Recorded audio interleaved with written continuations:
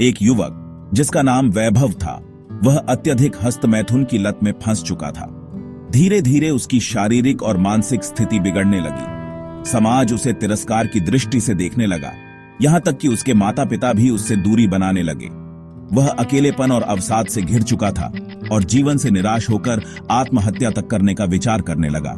लेकिन एक दिन उसे भगवद गीता का यह श्लोक मिला, ध्यायतो विषयान पुंसः संगस्ते शुभ जायते, संगात संजायते कामः कामात क्रोधो भिजायते।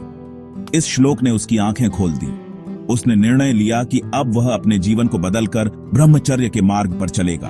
उसने एक गुरुदेव से संपर्क किया, जिन्होंने उसे सनातन धर्म और कृष्ण भक्ति का मार्ग दिखाया। वैभव ने संकल्प लिया कि अब वह अपनी ऊर्जा को आत्म संयम, ध्यान और भगवत भक्ति में लगाएगा। धीरे धीरे उसकी आदतें बदलने लगी, उसका मन शांत होने लगा और उसका आत्मविश्वास लौट आया।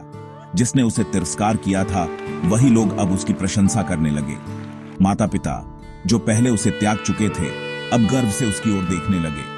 लेकिन वैभव अब संसार के इस मोहजाल से मुक्त हो चुका था। उसे समझ आ गया था कि सच्ची शांति केवल आत्म संयम और भगवत भक्ति में ही है। यह कहानी ब्रह्मचर्य, आत्म संयम और भगवत गीता के ज्ञान से जीवन परिवर्तन की प्रेरणा देती है।